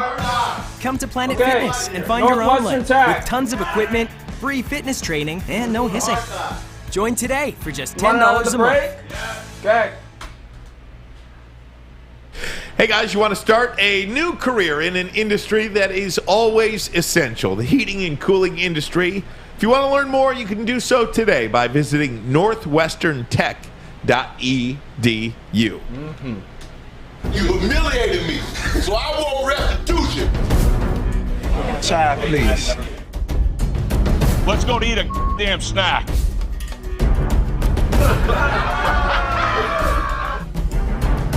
It's contagious, bro. Knock on wood if you're with me, okay? It's finally here, Buck. Finally. Let's go. It's here. It feels good. I love it.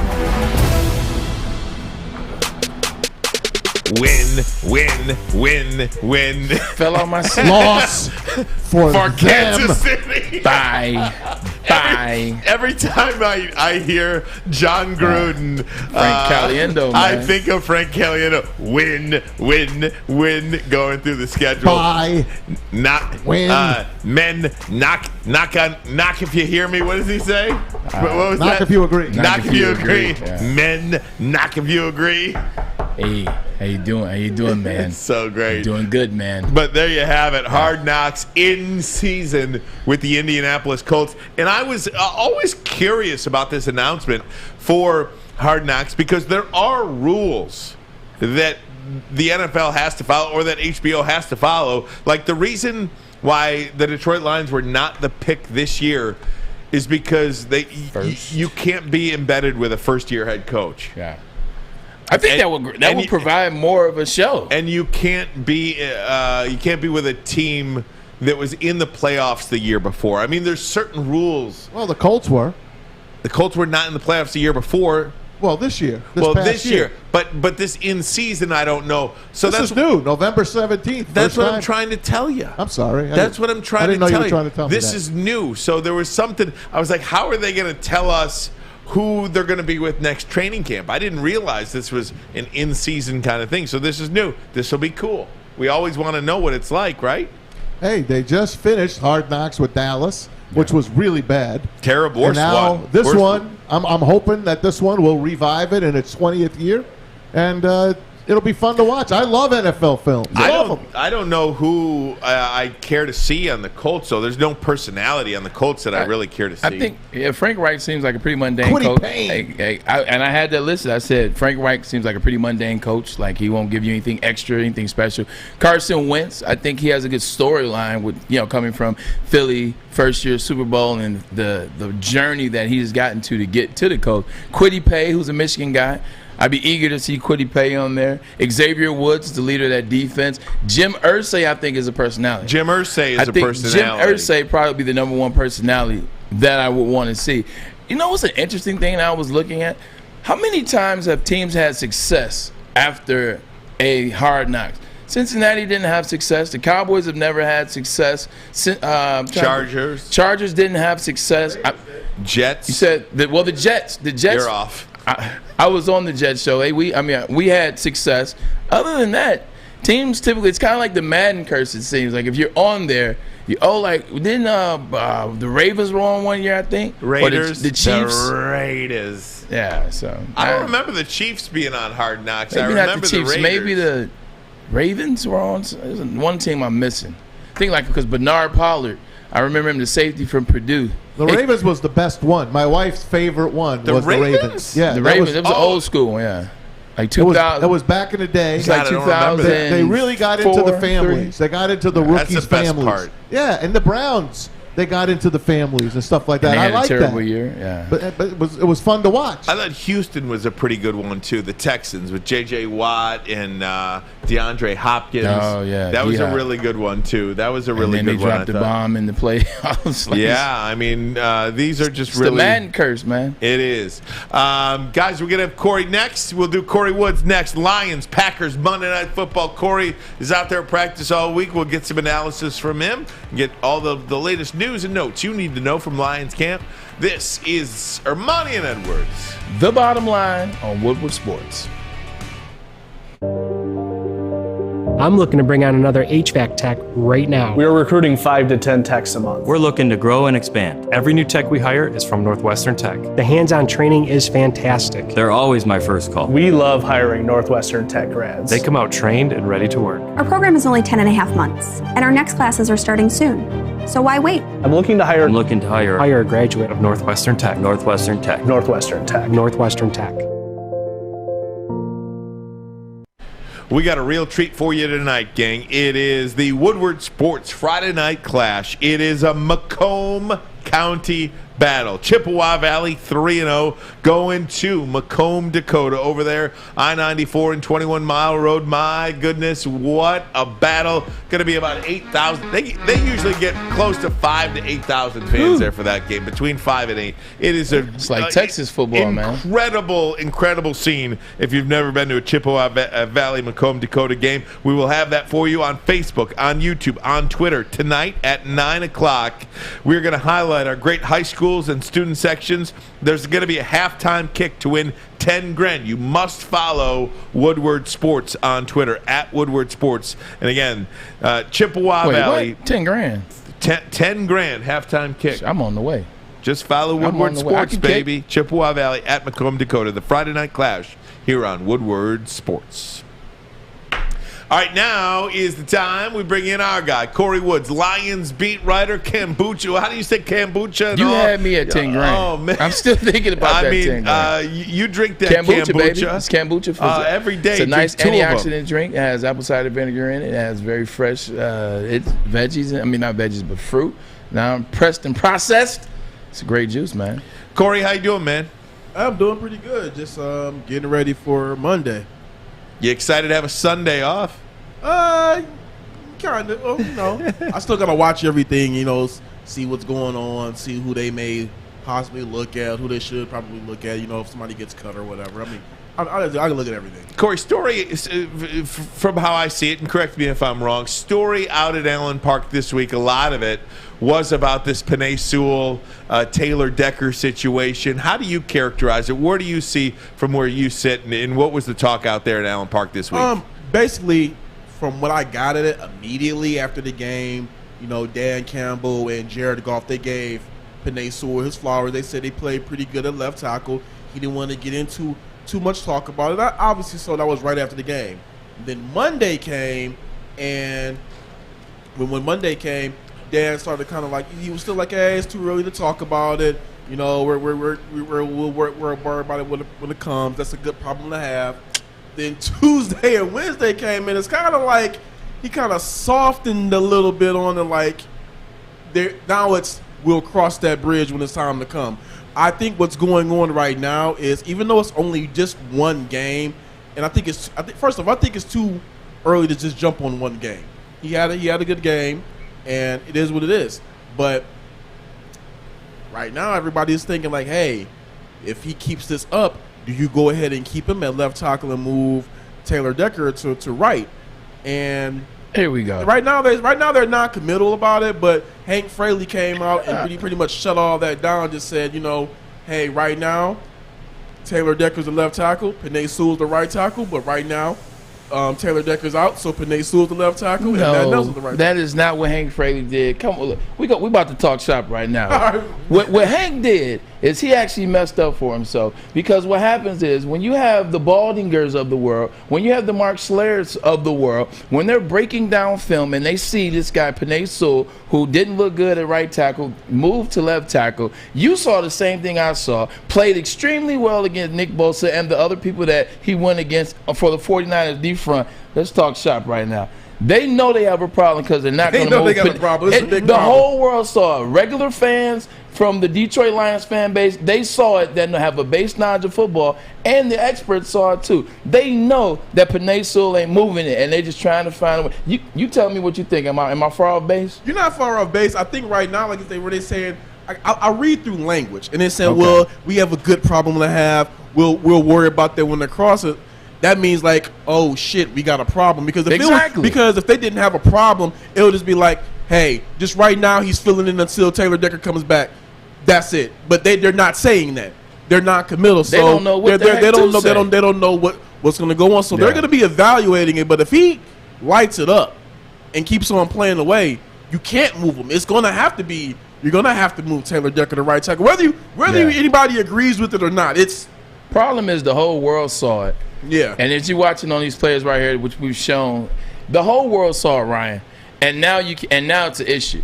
Like if everyone didn't see it, if it was just a couple plays and no one outside of the state of Michigan, and more important, the metropolitan area of Detroit, if they didn't see it, then it would be easy swept under the rug. But the whole country saw it. Braylon, Corey, go ahead. And even to go on that, even before you just go off of what the coaches are saying, what Dan Campbell is saying, what Hank Fraley is saying, there's one person I looked at, and even though Jared Goff just really said he did really good, it was how he said it. If you go back and you can go on Lions.com and look at that, look at Jared Goff's face when you ask him that question.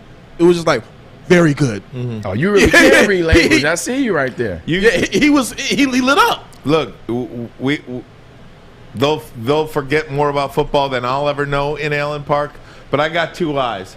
I know what the kid looked like at right tackle, and I know what he looked like at left tackle. Once you are a pickle, you can't go back to being a cucumber. I like that one. That one. Seriously, it is what it is at this point. I think it's an easy decision, and we'll see what happens from here on out. We've probably got another month before the Lions have to decide that. One of the things in the game that I really liked, and of course they were getting the brains beat out, so they had to abandon it. But the run game for the Lions looked pretty darn good. What's the latest with DeAndre Swift, Corey, and Jamal Williams? Man, we had Wayne Larrivee, Packers. Packers play-by-play guy talking about it.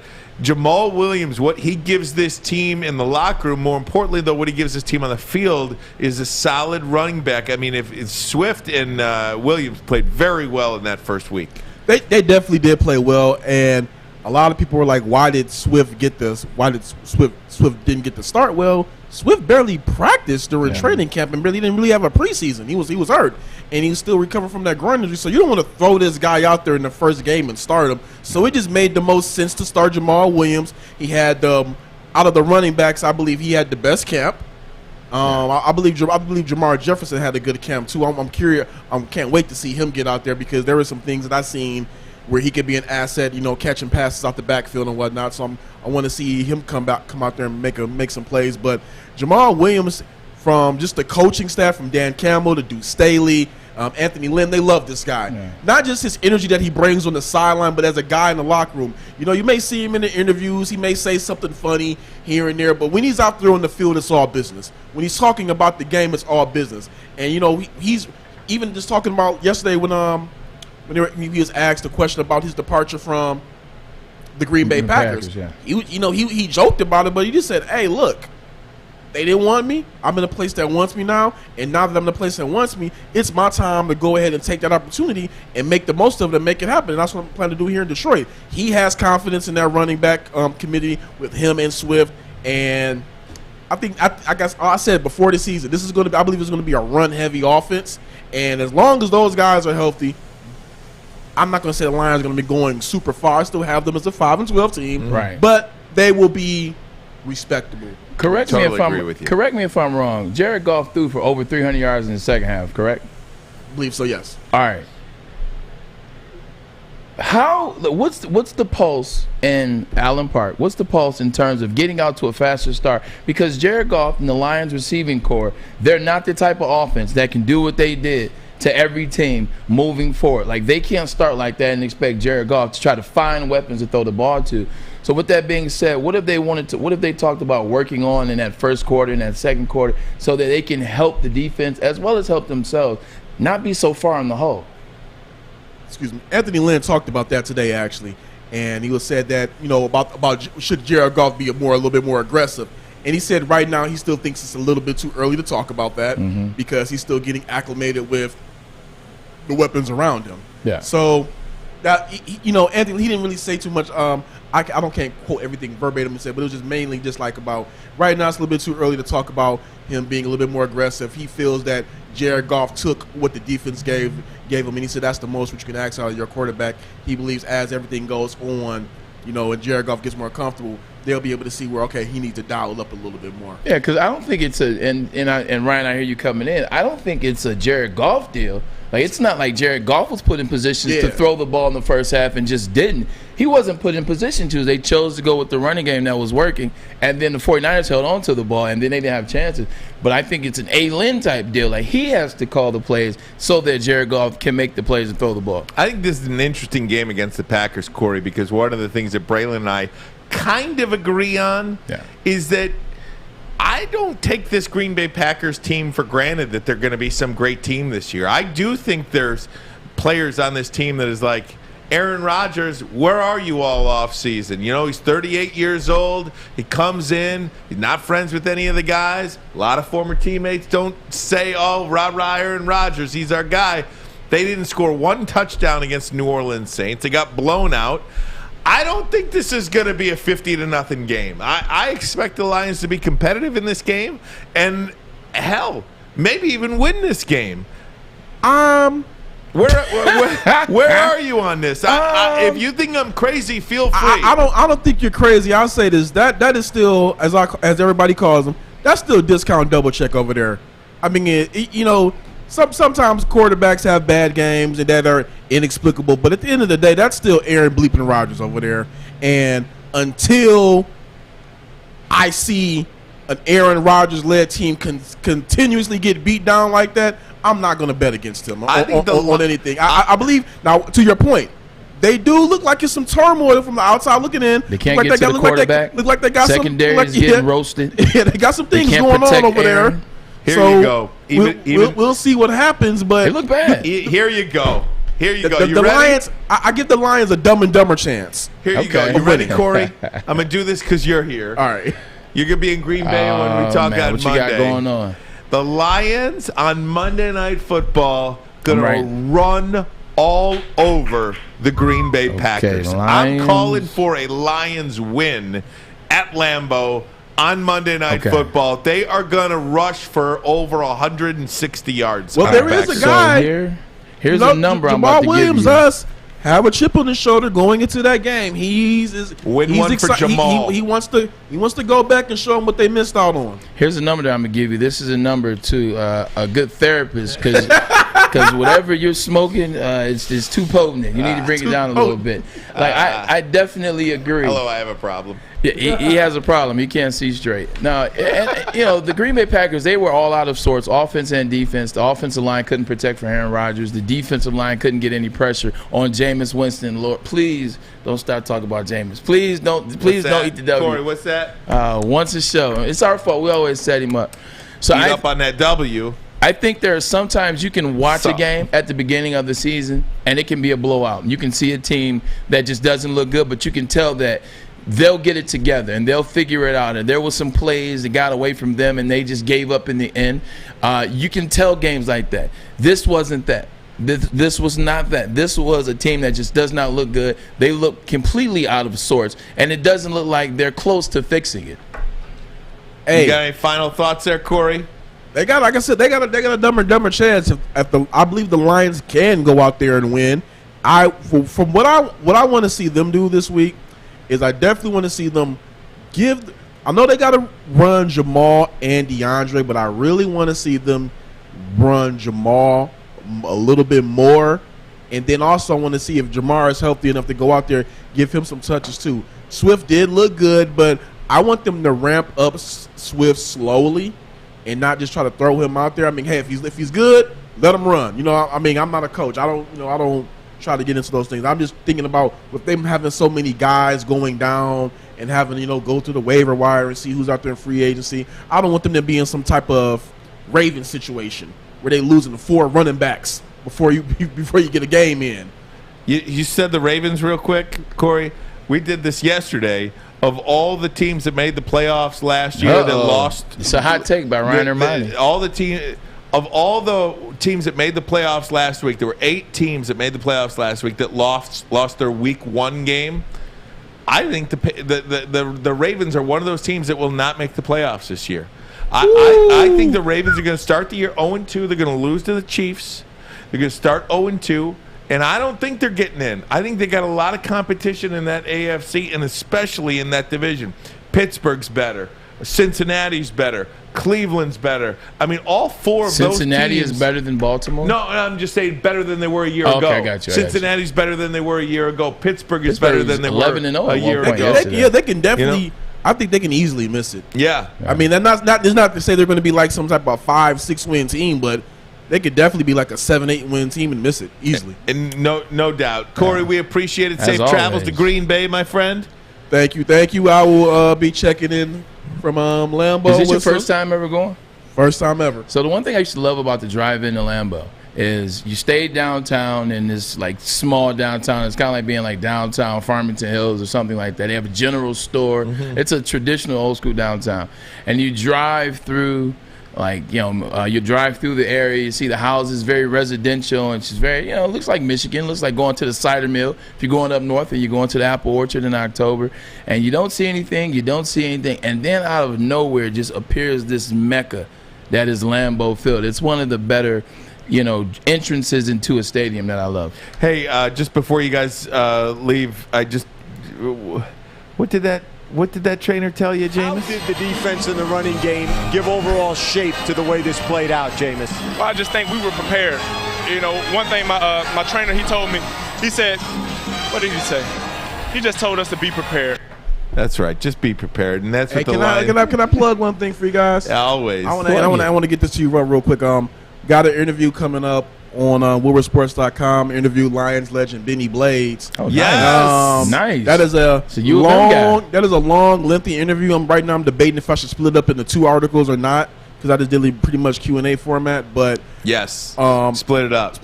People got short attention span. All right, I'm gonna split it up because it's like 4,000 words. So I'll split them up into 2. Yeah. But real quick, he said this, and I want to read it verbatim. Hot take, Benny Blades. It was a hot take. University so we were talking of about the physicality of today's game, and he said he doesn't think that that tackling is being taught in today's game. He said got mad that it's being how you're removing an aspect of physicality from football, but you still want reckless abandonment. But then he kind of went into a tangent about running backs, and this is what he's had to say about Derrick Henry. When you transpose him into yesteryear's game, he would be an average back. Woo! Wow. I don't. I think there's Here's something there. Here's the full quote. I'll just read the full quote from the from the article because it was here it is. So back then you had to have almost an intimidating presence when you tackled somebody. In today's game, people pay reverence to Derrick Henry. Not saying he's not a big physical back, that he is in today's game. But when you transpose him into yesteryear's game, he would be an average running back. You had guys like Christian Okoye, Barry Ward, Otis Anderson. I mean, you had big backs like Reggie Cobb, just to name a few, that I mean were punishing runners. And there's no way that a Benny Blaze can try to tackle those guys around the ankles and say, I'm coming at them all the time. In today's game, they don't teach tackling. I tell people all the time, look, I've coached the game. I'm a president of a youth league, and I ref the game. I often question the fact about their tackling. I ask the kids when I'm coaching them, why don't you hem folks up? They look at me like, I ain't doing that. There's no physicality in the game anymore. We have to come to accept that. I think there's some truth to that in terms of the tackling, that they don't necessarily teach tackling because everything is about the big hit. Like when you watch Instagram, or you watch ESPN or Fox or our network, you're watching people running to each other full speed so they can post it and it looks cool. But the thing that I don't agree with, Christian Okoye got knocked out the game by Steve Atwater, and that was the end of his career. That straight running downhill, like it's cool in the beginning, like you're going to have to learn how to run outside. Derrick Henry is not only a 6'4", 240-pound guy, he also runs a 4.49. He also moves to the outside. He also leaves guys in the dust, and he also stiff arms. Like he runs the problem is he's looking at him as a big back. He just happens to be a huge guy, but he runs kind of outside and inside, so I disagree with that. Total side note to this, I'm very looking forward to reading this because Benny Blades is one of my all-time favorite Lions, without question. One of the best defensive players to ever put a Lions jersey on. We always talk about Herman Moore and Jason Hansen and all of these guys who are not in some sort of ring of honor at Ford Field or with the Detroit Lions. Where the hell is number 36? Well, he needs to be there. He's one of the most physical DBs of his time. And in this interview, the first part will be about, playing his time with the Lions, and he goes into some deep detail about that. And then on the next part of it, we'll be talking about Lambeau and his thoughts on Dan Campbell and the other and the coaching staff. Absolutely love it. Corey, thanks so much. Safe travels, Lions and Packers from Green Bay. Check out Corey's stuff on Twitter at Corey E. Woods, also online at woodwardsports.com. We are going to take a break, come right back. Just quick nugget for you about Christian Okoye when we come back. Armani and Edwards. The Nigerian Nightmare, the bottom line. Fellas, football season is here. It's time to make your grooming experience easy like Sunday morning. Get to Lady Jane's Haircuts for Men. Walk in, relax, watch your favorite team play, and before you know it, your hair will be game ready. Get to Lady Jane's, open 10 to 8, 7 days a week. Walk in anytime. It's wicked awesome. You know why realtors love using Hall Financial as a lender? Because of our commitment to speed and service. We have nearly 4,000 5-star reviews already. Call today, 248-308-5000, or go to callhallfirst.com. Make sure you download the Woodward Sports app in the App Store and the Google Play Store today. Take Woodward Sports with you wherever you go and listen live on your phone or mobile device.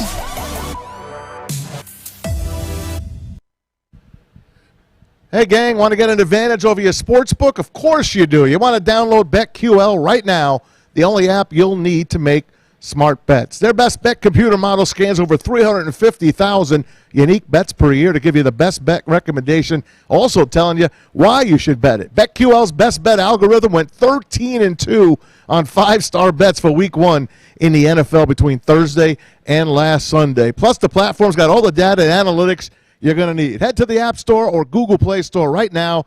Download BetQL or head to try.betql.co/WSN to get started. Enter that discount code WSN to get 25% off all their subscriptions. Don't miss the chance to beat your sports book this football season with BetQL. I joke a lot about my football days. I played football from 4th grade through senior year in high school. I was number 35. Do you know why I wore number 35? Started wearing number 35 in 5th grade. I wore 35 from 5th grade through senior year. Do you know why I wore number 35? BJ asked you at Michigan. Christian Okoye was one of my favorite players. Is that right? I loved how he played. The I love Nigerian how he nightmare. ran. Yes. Remember when Barry sat out and let him win the title? Rushing title in Yeah. 1989. They went up to Barry. You got the whole fourth quarter. You just need 3 yards. I'm good. Yeah, that just says I'm it all, good. right? Little known fact there. Hey guys, I would let's win do got it. those 3 yards. We got some football to talk about. Is that right? You ready? I'm ready. What are we How about doing? some picks? You versus Maz. I'm in. Let's do it. All right. Put them on the board. Let's get it. Let's get it. I'm going to read them to you guys. I'm not going to pick any games. I'm going to be Okay. the moderator for you guys. Me and Maz. Are we saying why? Or are we just picking? You do whatever you want. Do whatever you want. You got a line, you got a line on it. If you got a feeling about it, go for it. And vice versa. Okay, good. All right, guys. First up, we'll start in the college game. Michigan State on the road at Miami, and I'm not giving the lines. Just football. Michigan State versus Miami. You see that team right there with that green helmet? That team that's Stand up. You see- you we see- need a you microphone. See that team that's the green helmet? Yeah. I'm going with those guys. I don't think it's close. I think Maz. Kenneth Walker in the run game. I'm going with the Spartans as well. Go green, go white. That I didn't say Alex. All right, Alex, go green. Go white. Go green. Tuck coming. you guys. Tuck coming, Hey, Braylon. you guys do that again. I won't be here Monday. Don't make us I go won't green. be here Yeah, Monday. don't embarrass yourselves. Go okay, green. guys. Next game, number 25, Michigan hosting Northern Illinois. Michigan by 45. Michigan by 45 points? Yeah. Okay. Michigan by 3 touchdowns. Okay. Yeah. Keep that in mind. Oklahoma, Purdue. Number 3, Oklahoma traveling to Purdue. No. Oklahoma and Nebraska. That's not wrong. That's wrong. Nebraska at at Oklahoma. Purdue. No, Nebraska at Nebraska, Oklahoma. Oklahoma. All right, here we go. This is the old Big 12 and this matchup. Old Big There 12. it is. Nebraska at Oklahoma. We got to get this full. Nebraska at Oklahoma. Nebraska surprise upset. I think Ryan and Armani, what you've been saying, I think it comes true in this game. I think no one cares about Nebraska. I think they need something to get that program going for Scott Frost. And Oklahoma hasn't looked good. So I'm taking Nebraska in a shocker by 3. Oklahoma is like a 4-touchdown favorite. They're going to win. They won't cover. They'll beat Nebraska. But I wish it was 1971 again. The battle for the state of Indiana. Purdue on the road at Notre Dame. Braylon. Notre Dame by 10. Purdue's getting 7. Notre Dame wouldn't let them bring the big drum in Really? into the stadium. Yeah. Why? Good for They them. just wouldn't let them. They said it was too big Yes. to bring the largest Yes, it's drum too ever tall. in there. So Good for them. I'm going to take Purdue in an upset. I think Notre Dame's right. Notre Dame. I hate that drum, West Lafayette, Yeah. the train, the horn. I just hate those. Boilers. For the first time since 1931, Auburn will go on the road to play a Big Ten team. Did you know that, I didn't gang? know that. I did. First time since 1931, Auburn goes on the road in the Big Ten. Whiteout at Penn State, guys. Braylon? It's tough to play in those whiteouts, man. I've seen it. It's tough, man. Auburn hasn't shown me a bunch this year. I'm going Penn State by 4. James Franklin put his foot in his mouth this week. Didn't say no to USC. Oh, good point. He's got the rival. He's got the game here against Auburn. He's got all the kids coming in. All these kids he wants to recruit. They're going to be upset with him if he loses this game. Penn State will win, but it's going to be close. Yeah.